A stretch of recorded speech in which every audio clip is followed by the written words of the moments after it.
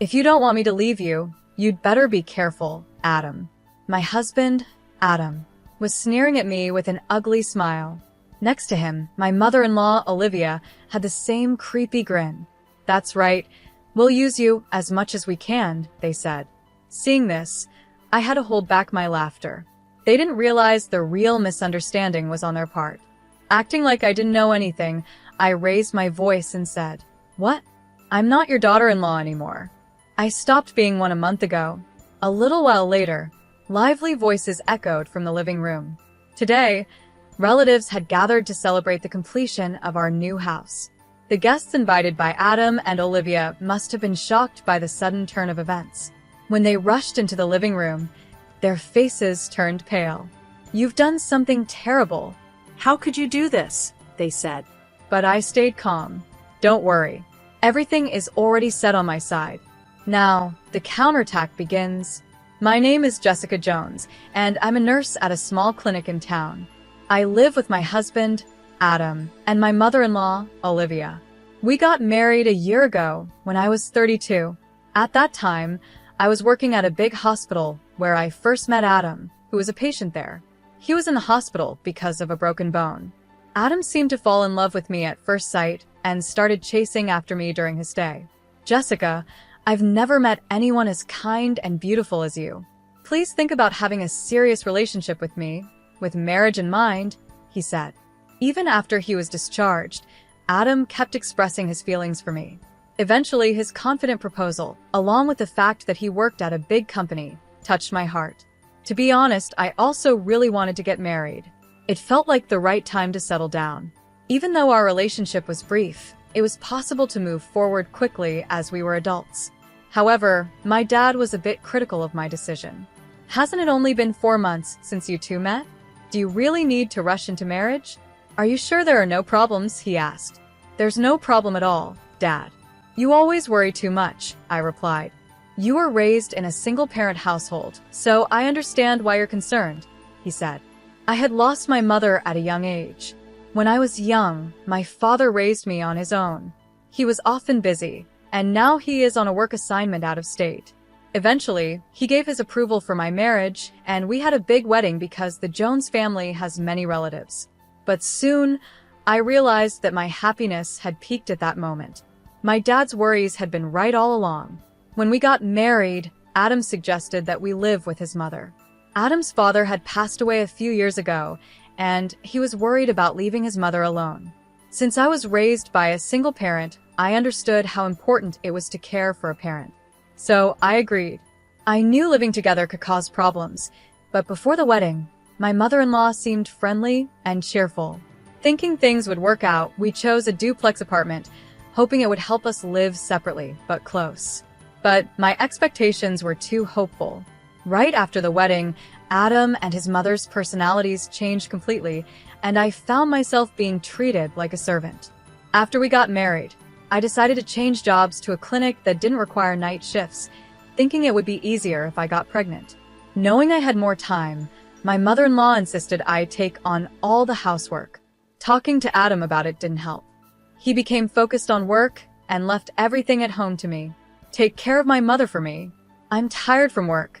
Don't bother me with such small things," he'd say. "Small things?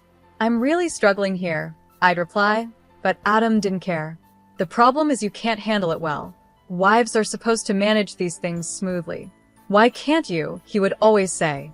Adam, who used to be so caring before we got married, lost interest completely after. His change was deeply disappointing, and I felt drained. I never imagined I'd be in such a situation, but I couldn't bring myself to tell my dad. I didn't want to trouble him so soon after getting married. I tried to tell myself that Adam and Olivia were just stressed from the new living arrangement, but their behavior only got worse. Adam often went out drinking and rarely came home early. He started going on more business trips, spending even less time at home. But what bothered me most was that Olivia would use a spare key to enter our side of the apartment without asking, even when I wasn't home. She took my personal belongings without permission, not just jewelry and bags, but also clothes that didn't even fit her. One day, I found my expensive clothes stretched out and dumped on the floor. I almost cried, but I decided to confront her. Please don't use my things without asking. Using the spare key to come into our place when I'm not here is an invasion of privacy, I said firmly. But Olivia ignored my complaint. What are you talking about?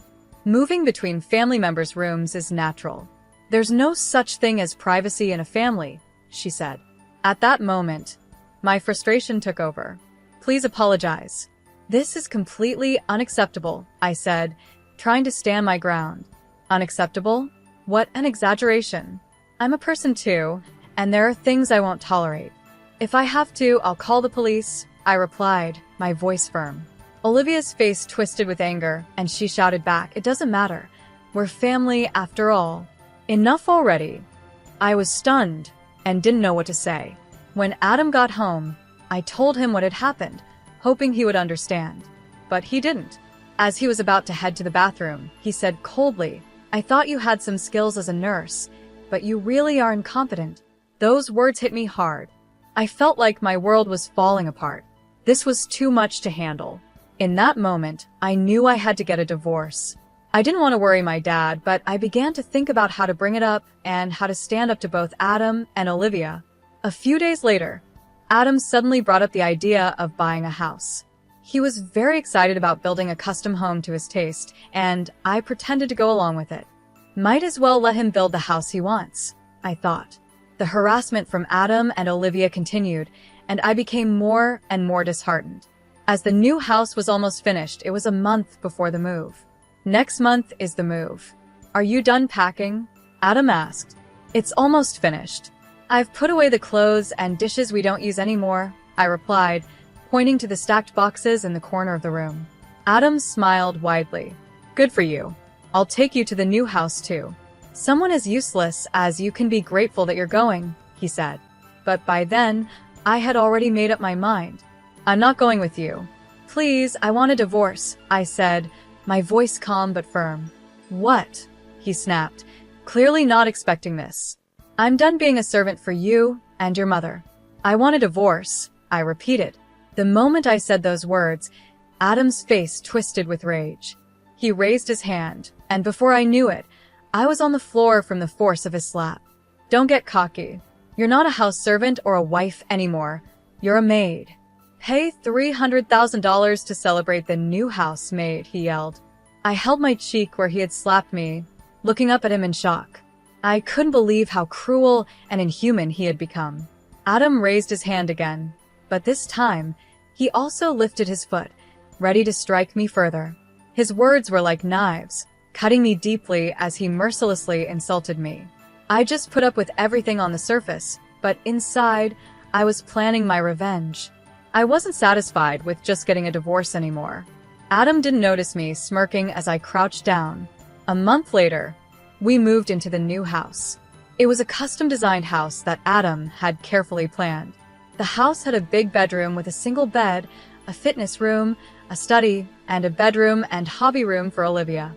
But, of course, there was no room for me. Even a single stool in the kitchen was considered a luxury, as Adam had said. Adam was very proud of his work. Adam's attention to detail shines through. How wonderful this house is. Your mother must be so happy to live here, he said, satisfied. This makes me a proper adult now. I'm glad I could do this for my mother. I watched their shallow display of affection, but I kept a cold, distant look. I whispered softly, well, what a wonderful thing. I'm sure the relatives will be surprised by this. It was a small trap I had set. As I expected, Olivia immediately took the bait. That's a great idea. Why don't we invite all the relatives to see this beautiful house? Let's have a party to celebrate the new house, she said eagerly. Yes, let's do that. Maybe I'll boast to my uncle and cousins too, Adam added. Excited, the two of them contacted their relatives and began planning a big housewarming party. Olivia, who loved to show off, busily prepared for the event, using me to do most of the work. The first big event in the new duplex finally took place. About 15 people, mostly relatives from the Jones family, gathered. With so many people, the house was filled with lively chatter. Olivia dressed up stylishly to welcome the guests at the entrance, while Adam proudly showed off the house. As expected, The pair who loved to show off made sure everything was perfect. The interior was decorated with elegant touches, soft lighting, and houseplants, creating a pleasant atmosphere. The table, decorated with flowers and fruits, was set with fine Chinese ceramics. Classical music played in the background from Adam's home theater, where a screen displayed beautiful foreign landscapes. It was like a hobbyist's dream. Meanwhile, I was busy cooking in the kitchen. Adam's clueless relatives saw me working hard and commented, "Jessica, you're doing so well. Adam is lucky to have a wife as beautiful and hardworking as you."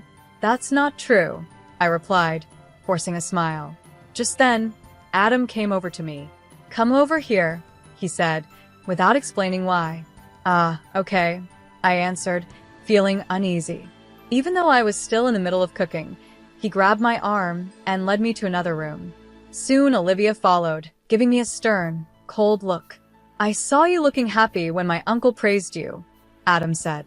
"That's not true," I replied. "Don't lie." "You were smiling," he said, looking down at me with a cold sneer. "If you don't want me to abandon you, be careful." Olivia, standing next to him, was laughing too. But I didn't let it bother me because I had a plan. I quietly glanced at the wall clock. It was almost time for my plan to begin. With a playful expression and tone, I said, "What? I'm not a daughter-in-law anymore. That ended a month ago." "What?" They both stared at me, shocked. I stood up confidently. "Do you remember what Adam said a month ago? That I'm no longer a wife, but just a maid? Olivia, you've been treating me like a maid too. So, you don't see me as a daughter-in-law either, right? What are you trying to say?" Olivia snapped. As I started speaking, the atmosphere shifted. Adam seemed thrown off and couldn't hide his confusion, while Olivia was still snorting beside him. "Yes, exactly," she said. "Since you're useless as a daughter-in-law, we treat you like a maid." While she said this, I could hear murmurs coming from the living room. My plan was starting to unfold. I secretly smiled. "That's right," I said. "I'm not a daughter-in-law anymore, and I'm not a maid either. I'm leaving this house."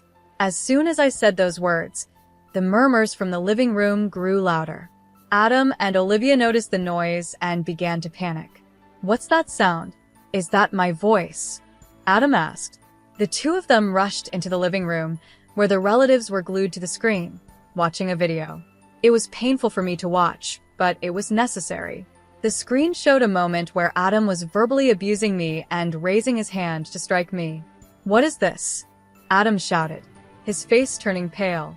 The relatives were all staring at him with stern, cold looks. Overwhelmed by their gazes, Adam trembled. I had secretly recorded that incident from a month ago, when he declared I was just a maid. I had been gathering evidence of my husband's abuse and my mother-in-law's bullying for a while. Of course, I needed it for the divorce, but my anger didn't stop there. I held on to these recordings as part of my plan for revenge, specifically for this day. During the housewarming party, I had set the video to play automatically. I knew it might inconvenience the relatives, but it was a necessary step. "Adam, what does this mean? How awful." "I couldn't endure such a thing," one of the relatives said. "This is," Adam stammered, his face pale, as he faced the cold stares of the relatives. He was unusually shaken. Seizing the moment, I slammed the papers I had been hiding onto the table. "There's no escape now. Please sign here." "We are getting a divorce," I said, presenting the divorce papers I had prepared for today.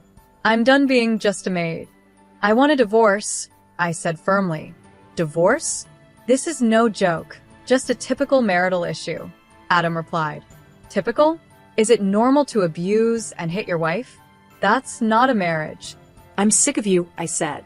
As I spoke, I could see the relatives nodding in agreement. After watching the video, it was clear to everyone who was in the wrong.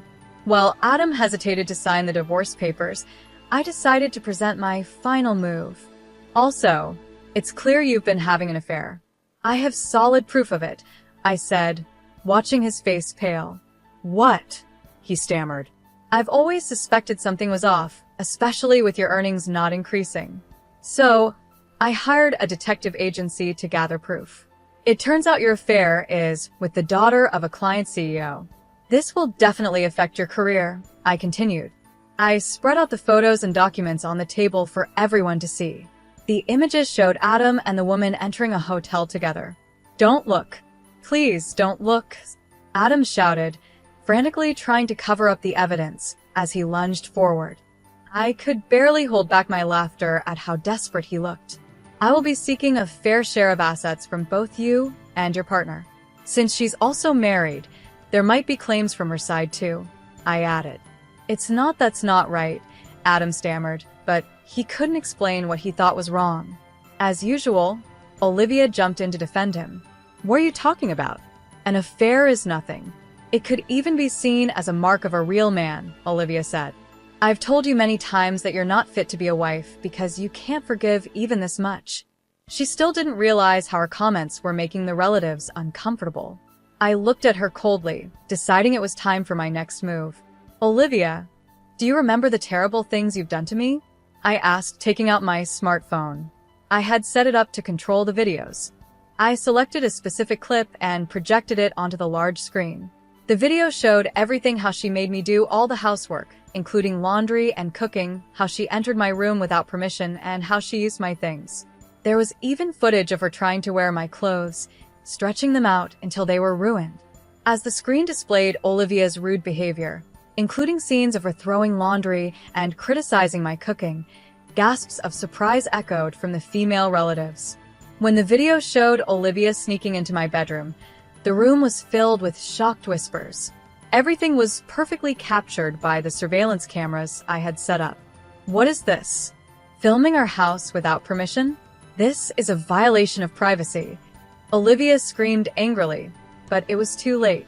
It was ironic for her to claim a violation of privacy now, after she had denied my right to it before. Filming inside a home might be seen as a privacy violation, but in this case, it was necessary to show the truth, I said calmly.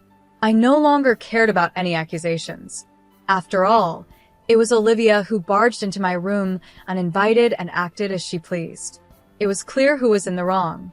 The screen clearly showed Olivia going through my clothes and accessories like a thief. Stop it. Don't look, she shouted, her face finally turning pale. Behind her, the female relatives whispered, Even Olivia? That's just awful and unbelievable. If someone did that to me, I'd call the police right away. Their criticisms grew louder, and Olivia became more flustered. I pointed at her and spoke loudly. What I can't forgive the most is that you broke a keepsake from my late mother. It was precious to me, and you tried to laugh it off. You haven't even paid a cent for the repairs. Do you understand how much pain you and your son have caused me over this past year, showing no human empathy? At that moment, the relatives finally took my side. They stood behind me, glaring at Olivia and Adam with stern faces. Olivia, Adam, apologize to Jessica, one of them said firmly. That's right. Don't you feel any shame for what you've done? Added another. Though Adam and Olivia were still hesitant, the pressure from the relatives finally made them apologize. I'm sorry, they said, but their words were hollow and insincere. Still, I decided to accept the apology in front of everyone. With a gentle push from his uncle, Adam reluctantly filled out the divorce papers. After he signed, I felt a wave of relief and thanked the uncle. Don't worry. If there's anything I can help with in the future, please don't hesitate to ask, he said. You've been through a lot, and if you need anything moving forward, I'll be here to support you. Just get in touch. Thank you, I said. To be honest, I had been worried because they were Adam's relatives, but in the end, they saw that his and Olivia's actions were not normal.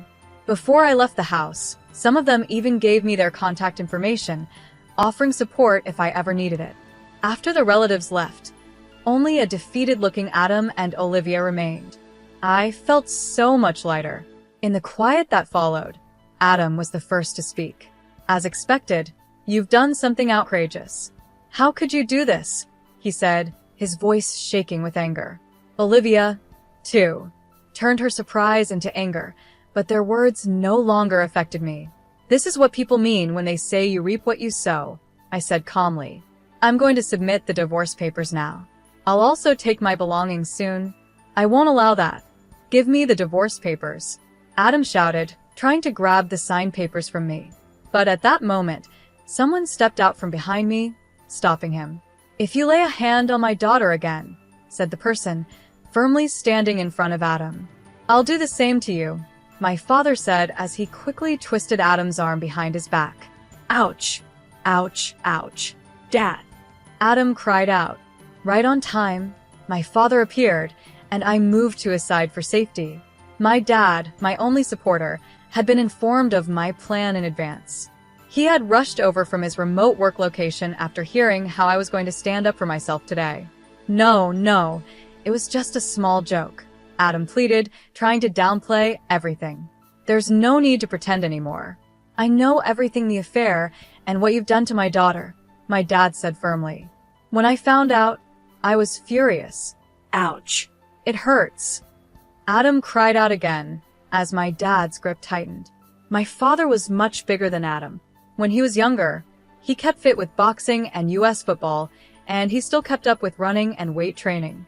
Adam, on the other hand, enjoyed watching movies and dining out, and he had gained some weight over time.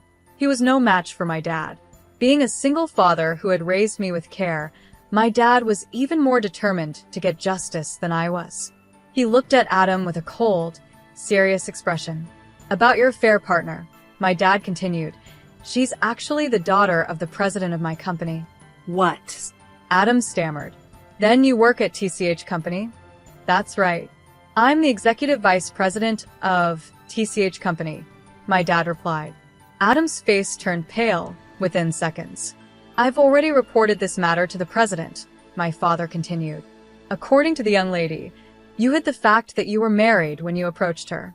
While she is also at fault for continuing the relationship after she found out, the president was very upset with your behavior." At that moment, Adam looked more defeated than at any other point that day. I was surprised too, as it was the first time I learned my dad's company was connected to Adam's workplace. As I was still processing this, my father turned back to Adam, his smile gone, replaced by a stern look. "For a company, ours is a major client. Honestly, we have plenty of other suppliers to choose from, even without your products. So when we end our dealings, I will make sure to inform your president that, due to issues on both sides, continuing business would be difficult.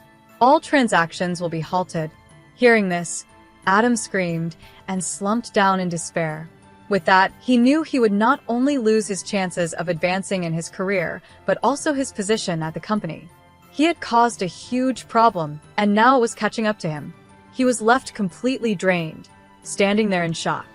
Beside him, Olivia yelled at my father as he moved my luggage out of the house, calling him a demon and a devil. Hearing her words, I couldn't help but wonder if she was really talking about herself. But the joy of finally leaving that house was too great for me to care. I felt excited as I moved my things, ready to start fresh and free. I loaded all my belongings into the truck my father was driving, and we set off. As the door closed and the truck started moving, I saw Adam and Olivia chasing after us in the rearview mirror. "Thief, leave the maid and your belongings behind. Do you really think losing the contract with TCH Company will affect us?" they shouted. I was shocked. I couldn't believe how shameless they were, even at the end. "Surrounded by people like that, it's amazing you managed to live there at all," my dad said. "I think so too," I replied. Their disgraceful behavior was painful to watch until the very end, and I was sure the neighbors saw it all. I noticed people peeking out of their windows, probably listening to their loud voices. I felt sorry for anyone who had to keep living near them. Once we turned the corner, and they were out of sight, I turned to my dad. "Thank you so much for everything today, Dad." "Not at all. I'd do anything for my precious daughter," he said with a smile. He was my hero, just like when I was a child. Later, the divorce papers were successfully processed.